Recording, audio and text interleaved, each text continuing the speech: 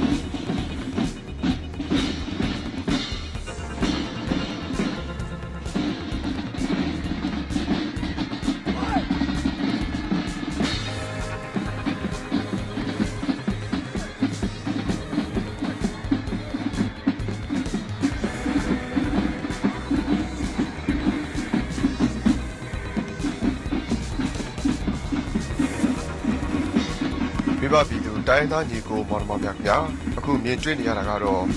ဒုတိယကြာကန်မှုစောတူဝင်းဦးဆောင်တဲ့ဘေးဘလွေ TY ပွဲပပိုက်တဆူဟာ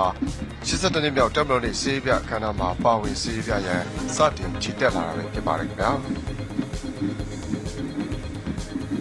အဲဒီတဆူရဲ့နောက်မှာတော့တက်ခွဲမှုဗိုလ်ကြီး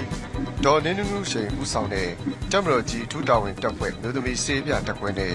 တက်ခွဲမှုပုံမှုဝင်းသူထုံးဦးဆောင်တဲ့တပ်မတော်ရေးထူးတပ်ဖွဲ့စေးပြတက်ခွဲတို့ဟာစေးပြကွင်းကြီးအတွင်းမှာကြိုတင်နေရာယူဖို့အတွက်ချီတက်နေကြတာပဲဖြစ်ပါတယ်ခင်ဗျာမိဘပြည်သူတိုင်းသားညီကိုမောင်နှမများခင်ဗျာပပိုက်တက်စုကို1996ခုနှစ်မှာစတင်ဖွဲ့စည်းခဲ့တာဖြစ်ပြီး1998ခုနှစ်52ကြိမ်မြောက်တပ်မတော်နှင့်စေးပြအခမ်းအနားမှာစတင်ပါဝင်ခဲ့ပါတယ်အဲဒီနောက်9နှစ်အကြာ2006ခုနှစ်မှာကျင်းပခဲ့တဲ့62နှစ်မြောက်တပ်မတော်နှင့်စေးပြအခမ်းအနားမှာနောက်ဆုံးအသုံးပြုခဲ့ပြီး2018ခုနှစ်မတ်လ29ရက်နေ့မှာကျင်းပခဲ့တဲ့83နှစ်မြောက်တပ်မတော်နှင့်စေးပြအခမ်းအနားမှာပါဝင်ချီတက်ခဲ့တာပဲဖြစ်ပါတယ်ပပိုက်တက်စုဟာဒရမ်မေဂျာတစ်ခုပပိုက်38ခု bass drum တစ်ခု side drum ၄ခုဒီနိုဒရမ်2ခုစင်ဘယ်တစ်စုံထွန်ငယ်တစ်ခုယူကဲ18လက်တို့နဲ့ဖွဲ့စည်းထားတာပဲဖြစ်ပါတယ်။ပပိုက်တပ်ဖွဲ့များရဲ့မူလအစကတော့စကော့တလန်နိုင်ငံမှာစတင်အသုံးပြုခဲ့တာဖြစ်ပြီးယခုအခါမှာတော့နိုင်ငံတကာစေးပြအခမ်းအနားများမှာကြေကြေပြန့်ပြန့်အသုံးပြုနေကြပြီပဲဖြစ်ပါတယ်ခင်ဗျာ။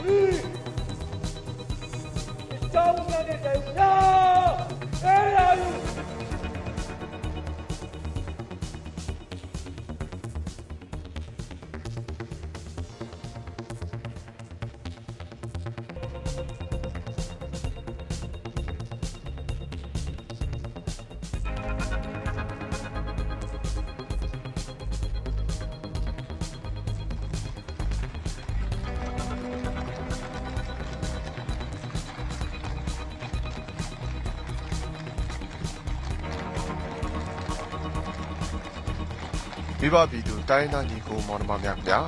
ဒီကနေ့ကျင်းပတဲ့82နှစ်မြောက်တပ်မတော်နှင့်စေးပြအခမ်းအနားမှာမြင်းစီတပ်ဖွဲ့ဝင်များလည်းပါဝင်စီးရေးပြလျက်ရှိပါတယ်မြင်းစီတပ်ဖွဲ့ကို ဗိုလ်ကြီးကျော်ကိုဝင်းဦးဆောင်ပြီးမြင်းစစ်တီတော်63ဦးဖြင့်ချီတက်လာတာပဲဖြစ်ပါတယ်ခင်ဗျာမြန်မာတပ်မတော်ဟာ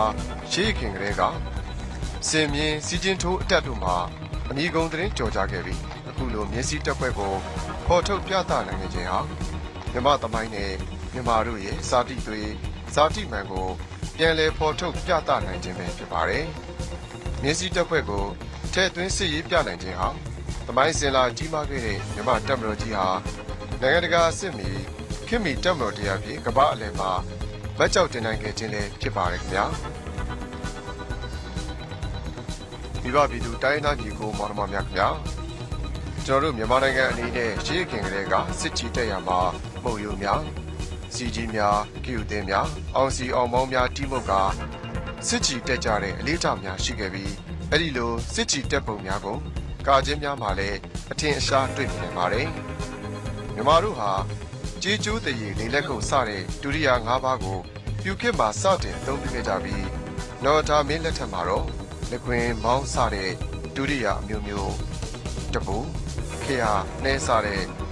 ဒေမုတ်ဒုတိယများကိုထီသုံးတန်းသုံးမင်းကမ်းမင်းသားများနဲ့စစ်ချီတက်ရောက်ရာမှာအသုံးပြုခဲ့ကြပါတယ်အဲဒီလိုအသုံးပြုခဲ့ကြောင်းကိုမြမပီပီစစ်ချီတံများနတ်ပြည်ထံမှာကြားလောက်ပါပြီဆိုတဲ့စာလင်ကားများကသမိုင်းသက်သေတည်လျက်ရှိပါတယ်ခင်ဗျာ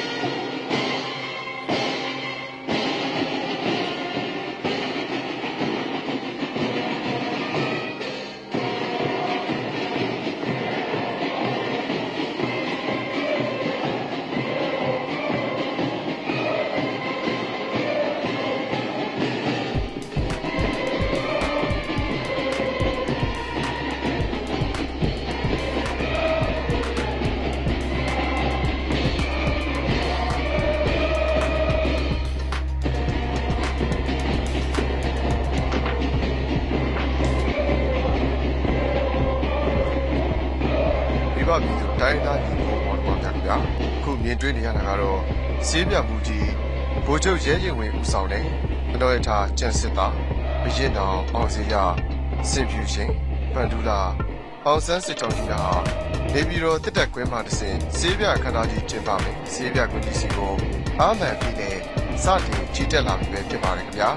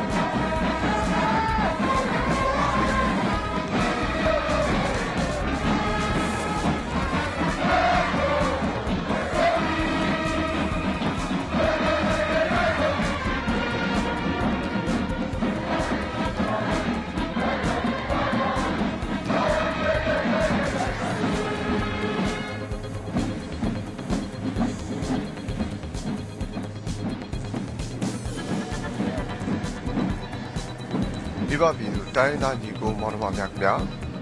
တပ်မတော်အင်အားရှိမှတိုင်းပြည်အင်အားရှိပြီဆိုတဲ့စကားဟာမိသည့်ခေတ်ကာလမဆိုအမြဲမှန်ကန်မှုရှိနေမှာဖြစ်ပါတယ်တိတ်သမိုင်းကြောင်းမှာသင်ခန်းစာတရားအဖြစ်ရှိခဲ့တယ်လို့ယနေ့ခေတ်ကမ္ဘာကြီးရဲ့ဤပညာဖွံ့ဖြိုးတိုးတက်မှုတွေဟာလည်းအချိန်ကိုမြင့်မားလာတာကြောင့်အနာဂတ်နိုင်ငံတော်ဖွံ့ဖြိုးတိုးတက်ရေးနဲ့အတူအမိနိုင်ငံတော်ကာကွယ်ရေးအတွက်ခင်ဗျတပ်မတော်တရက်တည်ရှိနေရမှာပဲဖြစ်ပါတယ်နိုင်ငံတော်ဖွံ့ဖြိုးတိုးတက်ရေးနဲ့ခင်ဗျတပ်မတော်တည်ဆောက်ရေးဟာရှင်တွဲဆောင်ရွက်ရမယ်နိုင်ငံသားတိုင်းရဲ့တာဝန်ပဲဖြစ်ပါတယ်နိုင်ငံတော်ရဲ့တဘာဝတရားစားတာများလူသားအရင်းမြစ်များမြေမြပင်ကုံလုံးကျွယ်ဝနေပါစေစီးလုံးညီညွတ်မှုမရှိရင်အချီးနှီးပဲဖြစ်ပါတယ်ခင်ဗျာမိဘပြည်သူတိုင်းသားညီကိုပေါ်ပါဗျာခင်ဗျာမြမသမိုင်းမှာလက်ယုံကြီးနှလုံးကြီးပြီးသွားတဲ့ရှင်းမြမမင်းများလက်ထက်ပါလေတောင်တင်းခိုင်မာတဲ့တပ်မတော်ကြီးရဲ့ထူထောင်နိုင်ခဲ့ခြင်းကြောင့်နိုင်ငံတော်တွင်စီးလုံးညီညွတ်မှုပြတ်ပြားနေခြင်းပါပဲသူတလူငါသမင်းမြို့ပြနိုင်ငံငယ်များအသွင်မှာပြည်တော်စုနိုင်ငံတော်ကြီးကိုတည်ထောင်နိုင်ခဲ့တယ်လို့စီးလုံးညီညွတ်မှုညှို့နှဲလာခြင်းနဲ့အတူတပ်မတော်အင်အားလည်းညှို့နှဲလာခဲ့ခြင်းကြောင့်မြမသမိုင်းမှာသူ့ကြုံဘဝဖြစ်မြမကုံကြောင့်နေမိခဲ့ရမှာပါတယ်ဒါကြောင့်မြမတပ်မတော်ဟာကမ္ဘာနိုင်ငံများနဲ့ရှင်ပေါတန်းနိုင်ရေးအတွက်ခင်ဗျတပ်မတော်အဖြစ်တည်ဆောက်ရရှိပြီးနိုင်ငံတော်ရဲ့အချုပ်အခြာအာဏာတည်တဲ့ခိုင်မြဲရေးနဲ့ပိုင်တဲ့ကိုပြေဝစွာကာကွယ်နိုင်ရေးအတွက်အလေးထားဆောင်ရွက်ရရှိပါတယ်ခင်ဗျာ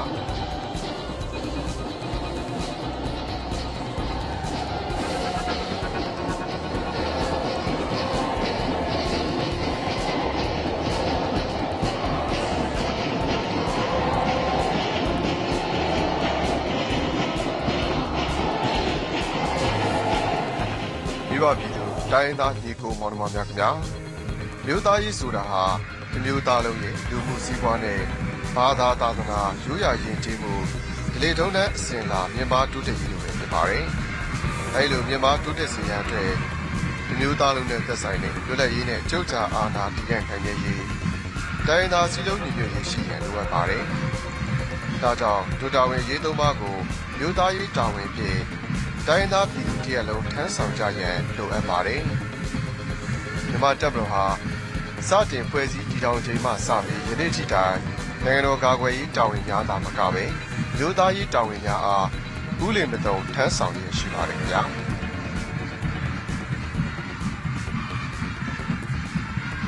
မိဘပြည်သူတိုင်းသားညီကိုမောင်နှမများခင်ဗျာ